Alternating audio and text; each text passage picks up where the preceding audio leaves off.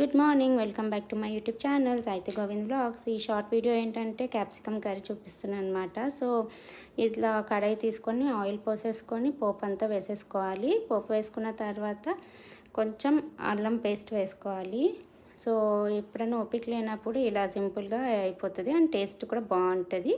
And ఇప్పుడు కొంచెం ginger paste వేసేసుకున్న తర్వాత అది వేగనిచ్చిన తర్వాత మనం కట్ చేసుకున్న క్యాప్సికమ్ ముక్కలు కూడా వేసేసుకోవాలి.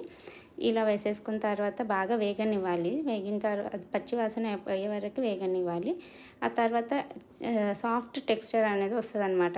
సో ఆ టెక్స్చర్ వచ్చే వరకు వేగనిచ్చిన తర్వాత మనము స్పైసెస్ యాడ్ చేసుకోవాలి. సో ఏంటి అయ్యి అని అంటే టేస్ట్ సాల్ట్, ఇంకా